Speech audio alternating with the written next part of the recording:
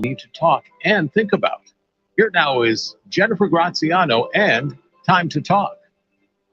Good morning, Westchester. It's 9 a.m. on Monday, and that means it's time to talk with me, Jen Graziano. I'm a licensed funeral director who oversees my family's funeral homes, Cox and Graziano of both Mamaroneck and Greenwich, and the Zion Memorial Chapel of Westchester.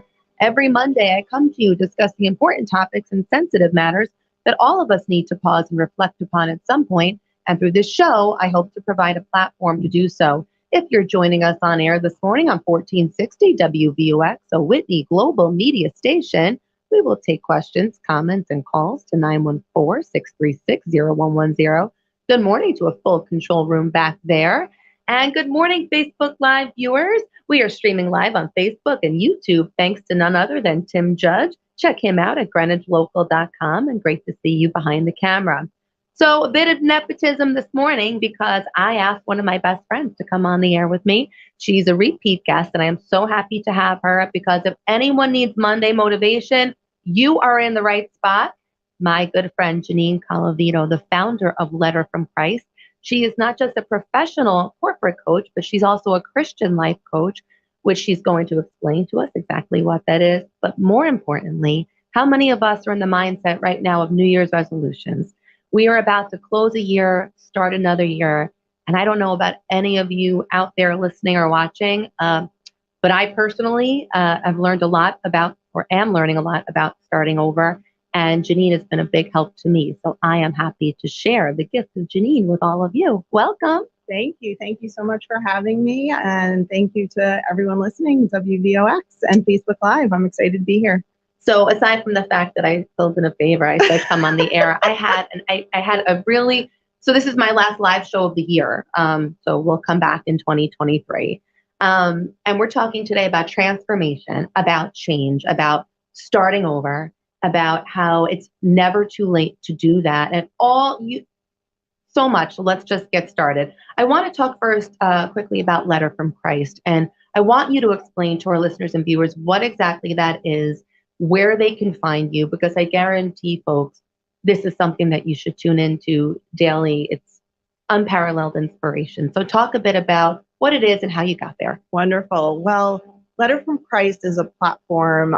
You can find me on Facebook, Letter from Christ, Instagram, and my website, www.letterfromchrist.com. And honestly, God inspired me to inspire others through what I was going through. So I'm glad to be here. End of year is when we often reflect about lots of things going on in our lives, and new beginnings are set ahead. And sometimes we need help and support with that. So I like to use God's words and wisdom. And, no matter what your beliefs are, we all could use the support. So as a life coach, I help people through various life challenges. And one of those is growth and change. What I think is so interesting is that, the Bible's right there, and people are often hesitant to pick up the Bible because it's big, it's overwhelming. But what's so interesting is the relevance in today's world. You have this ability to take a passage that could be one or two lines, and it's just so on point with normal feelings and normal situations and things that we go through every day. So you really connect that dot. You make this, it's a very accessible platform. And even if you're not someone who defines himself as religious, you would benefit from Letter from Christ. Whether you're Jewish, Muslim, agnostic, no matter what you just connect this to the everyday modern world. And we have a background that we actually met in a Jewish law school too. So, yes, we did. And life, even more proof that life takes some interesting journeys, because neither of us are actually in day-to-day practice, but, you still relate. All those tuition didn't go to waste. So. Absolutely. Let's hope not anyway. We've done some things with it. And we're always good to write a good letter, so for friends and family. So Letter from Christ, your journey takes you here. You went through a lot of personal growth, change, hardship, tragedy. You're an overwhelmingly positive person. So what is your goal with Letter from Christ?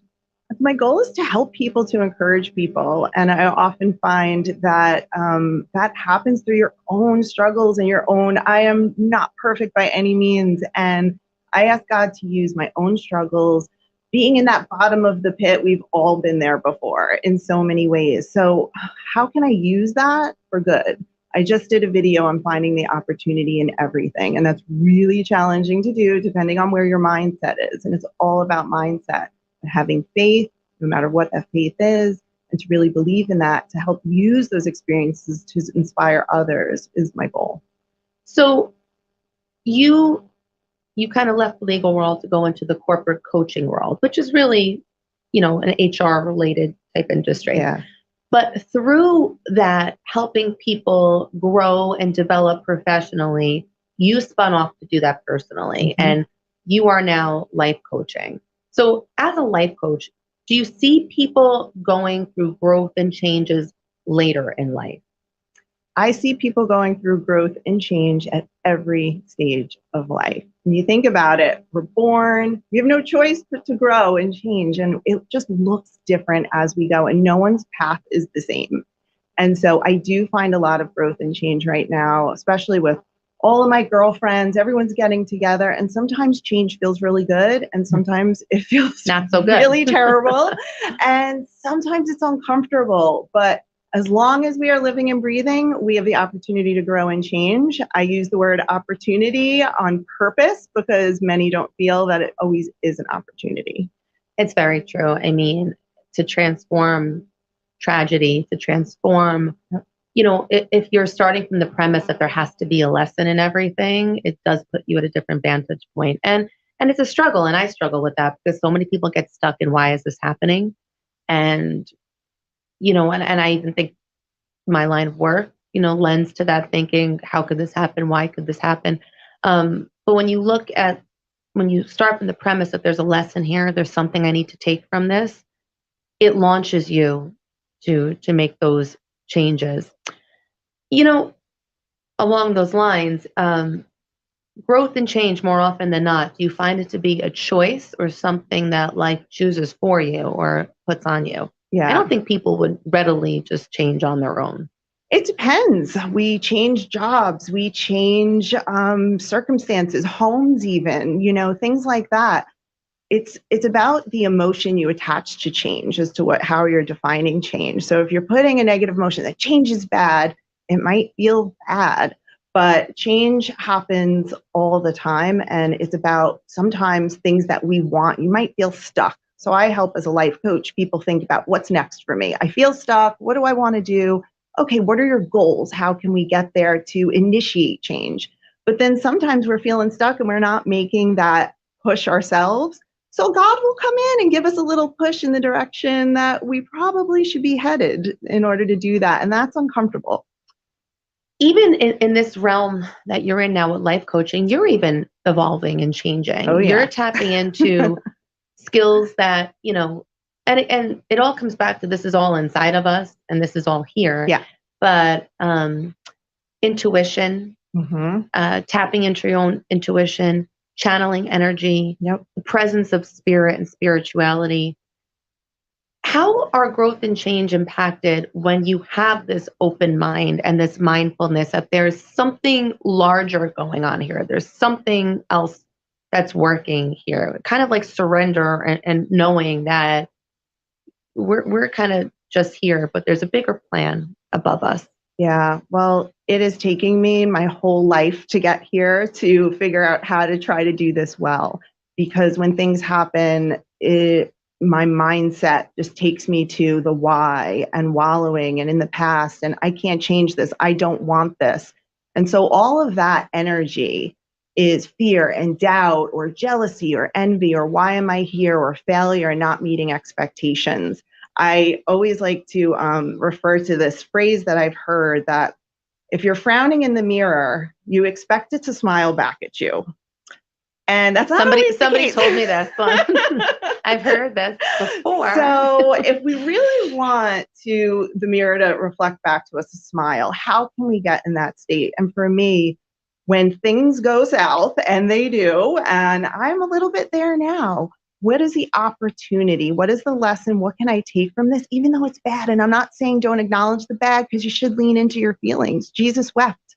Oh, It's okay. It's allowed. We simplest, have most these powerful, I think, statement in the Bible. Yeah, we have these emotions and it's okay to lean into them, but what do we want to do with them? God uses everything for good. So how can we use that to start moving forward?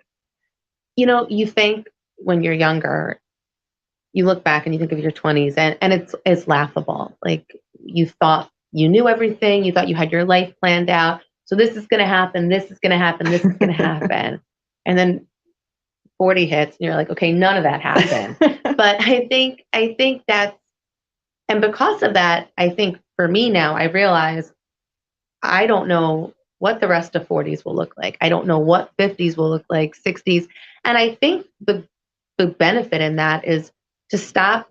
It's good to map out and have a vision and things that you want, but you almost have to lower your expectations a little bit because life is going to unfold the way life is going to unfold, regardless of what you think should happen. Yeah, So absolutely. you do have to kind of drop your expectations a little bit. Yeah, we all should have goals and a vision. I mean, this is from my belief standpoint, we're co-creating with God. We have free will here to make our choices, but there's also a nice divine plan for us as well. So we get to design what that looks like with God. And we set these expectations, but they can change. We're not stuck in that. So yeah, if anyone is listening who set out the perfect plan for every area of their life and it all met I would love that person to call because I'm not sure that I've met anyone yet.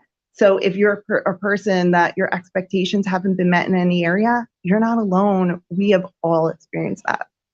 And you know what? Maybe the uncertainty is part of the plan and making it up as you go along. God, I got to go back and listen to the show afterwards. I need my own show today. So what types of, when you're dealing with people who I guess I call clients, because people do come to you, really good advice, everybody. Like I'm not because she's my friend, but what type of growth and change are you noticing people midlife? I mean, I guess we can call ourselves mid. Like, you know, it's funny. My brother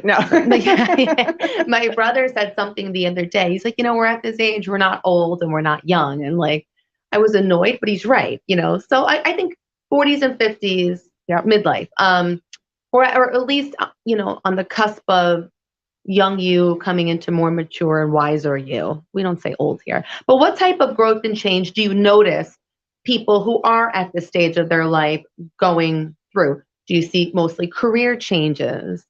I do. A lot of divorce. I actually have had quite a few clients. It could also be the climate, what's happening externally. A lot of people, you know, especially through COVID, thinking about how they want to do things differently. So career has actually been a big one lately. I have clients call me just thinking about where they want to live, or a relationship didn't work out, or motherhood even. What does that look like? So there's all types of things that people are struggling with, want to accomplish. People are tapping into their potential as well. I'm seeing a ton of that they want to give back and how to do that. So I think people are tapping into their potential. They feel they have an opportunity to give, or they want to change, and they're being nudged in that direction. And I help them get there. Sometimes it's that voice inside of you that you just can't ignore. Yeah. And you want to. Yeah. And you try. Yeah. And for a while you can, but I think that voice eventually just nudges you to say, no, there's something. We got to change this up here. But really, is it harder to connect to that voice as you get older? Do you find? Yeah. There's a Bible verse about being childlike, and there's something we can always learn. We think we're so wise when we're older, but I really learn from children all the time in that expectation. And so, you know, it's easier when we're younger. There's no fear. We just go in. We're resilient. We're more resilient. That is so true. Yeah. And you think as you get older, it would be easier because we should be experts at change and transformation, but it just gets harder and harder to do. And so what I do is find people, because they had such expectations and they're not met. So things like failure and disappointment and all of these negative emotions, they're very heavy. And they're hard to transition from that mindset into a positive mindset, which, you know, I'm an eternal optimist. I've always have been. But even me, I've had struggle doing that. And when I've unlocked the key to get from there to there, I see that transformation into happiness and joy and excitement and abundance just fill my soul no matter what is going on in my life. It's so true. There's so much that we can learn from children. And like you said, it's that fearlessness, no inhibitions. I mean, what I admire about my daughter, and I have learned far more from her than I believe she's learned from me, but it's just fearlessness. Just throw caution to the wind and do it. Like even to get on an ice skating rink and perform, like my heart's in my throat. I'm not doing anything except I can't even walk up the bleachers without tripping. But it's just this go do it. Like there's nothing that holds a child back. And we can learn from that because we put the inhibitions on ourselves. You know, a child doesn't think I can't do that or I'm afraid to do that. They just try it. And if it doesn't work, it doesn't work. So, you know, great life lessons can be learned from there, especially during this holiday season. Maybe we can afford to all be a little more childlike and just believe. Yep. Just believe. So what are the best ways to work through growth and change? Can you give us some tips, tricks, resources, how-tos? Yeah, absolutely. There are so many things and resources out there. The one thing I do want to say to people that are listening that are truly struggling, I mean, life coaching is what I do, and that's amazing. And that's, you know, you're in a certain mindset. Therapy is also an important thing for some people that are in some stages of life that can't get out of that negativity or depression or whatever it might be. So I don't want to just say life coaching is the way. So that's a piece of it.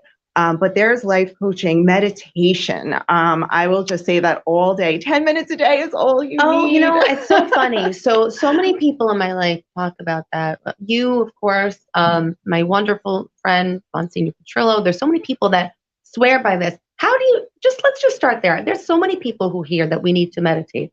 How do you go about it? I cannot shut my mind off, not even to go to sleep at night. It's a terrible thing. I'm so preoccupied with what comes next. What do I have to do tomorrow? Then what do I have to do it for that? And especially the bustle of this week, particularly, I don't think it's a good week to start meditating, but who knows? Maybe now is the time.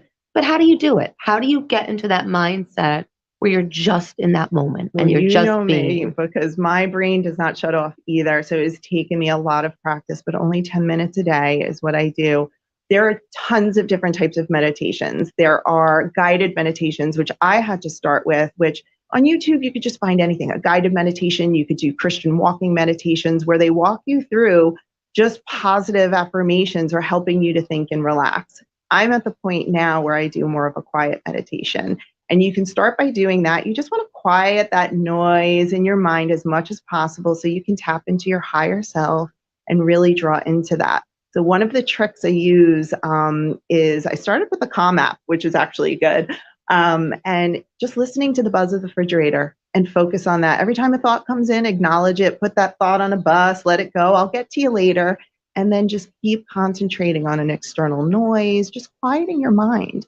Some people can listen to music. Some people can stare at a flame of a candle. You can do all of those things or repeat a mantra. I am happy. Just for today, I'm going to let it go. Just for today, I'm going to choose to be happy. Just for today, I'm going to release all anger and resentment. Just for today, I'm going to forgive. It sounds great. It does. It sounds great. On a Monday, I think this is a perfect show. Again, great motivation. And I think the beauty of that is when you silence the noise around you, how else are you going to connect to your inner self? Yeah. And how else are you going to hear yourself if you can't silence the noise around you? So meditation, gratitude, right? When you take it back to the positive, So when the negative, are you saying when the negative pops up, put it back on that bus as well and think of something that you have to be grateful for? Every day I actually have prayers that I start out with every morning for people that are the least likely people you might think I'd be praying for. They're people that I might have felt hurt by or resentment or any of those things. But that's how I start my day. And I started also with gratitude. They have gratitude journals online. You can just sit down and think about what are you grateful for. There's got to be something in there. And what that does, it's for you and it's for your mindset. So when you start recognizing all the things you're grateful for, and I like to write them down. I did a video on this from Letter from Christ. But once you start filling up a book every day of all the things that you've been grateful for, you have now like pages and pages of your blessings, which sometimes we forget when we're in despair. So it's really hard. So we have to remind ourselves, we have to work hard to stay in these positive vibes. But gratitude is so, so powerful. I do believe that. And sometimes it's hard to remember what you have to be thankful for. And that's a terrible thing, because there's always something positive. And we do need that reminder sometimes. So the tangible act of writing down and having that visual to keep, that's a great idea. Journaling, that's powerful. Our in-house bereavement counselor, Terry, who comes on the show quite a bit, also talks about the power of journaling to go through grief. But I guess that ties down to what ties into what you just said about writing things to be grateful for. The act of writing itself really has to tap into something subconsciously. So why do you think journaling is what should you be writing in this journal? Yeah, well, there are lots of things where you have journal prompts, but if you have a question that you can't answer, you're struggling with something, I like to coach myself a lot of times, and I'll write, what is it that I need right now? Anything like that, or what do I want out of today, or what is holding me back right now? And kind of force yourself to like tap in and start writing, and you'll realize, and then you start asking why. Write about that. Why 5 times, 6 times if you need to. You'll start pulling things out of yourself that you didn't even know were in there. I don't want to talk people out of life coaching, because that's what I do, and I'd love to have people, but you can do this for yourself actually, and really see it's self-care, it's self-therapy in a way. But here's the thing. You have such a heightened self-awareness as a result of this. And I think so many people lack self-awareness. You put a name on what you feel, you identify what you feel. And I think that just gives you a great perspective to go through life and to help others, because you can't help others if you can't help yourself, right? So you have this ability to just be in charge of your emotions, to identify your emotions, to understand them, to process them, and to work through them. So who better than you to do this work? How are people, a lot more people are utilizing life coaches. How do they distinguish from a therapist? It's just the clinical training and the schooling, but is the premise still the same, that we're evolving into more self-aware beings? I love that you asked that question, because there is a big difference between therapy and coaching. So in therapy, you're having a hard time, you're dealing with the past, you're healing, you're doing a lot of healing work in therapy. In life coaching, we're getting you from point A to point B. And that doesn't mean there's zero hurt and zero challenge, but it is different. So, if I have a client and they're really in a depressed state and it's really struggling, I will recommend therapy and healing, in that way. Or because you probably, sorry to interrupt, you probably can't start the work of life coaching if you're not ready. You have to be healed to do that, or ready to embrace. Be in the process of that. It depends where you are, right? There are some people that I did both. I've had a therapist and a coach at the same time. It really depends on the issue and kind of where you are emotionally. But if you're ready to take a step forward, coaching helps you really move forward. We don't spend so much time in the past. So that's one of the biggest differences. That's a great distinction.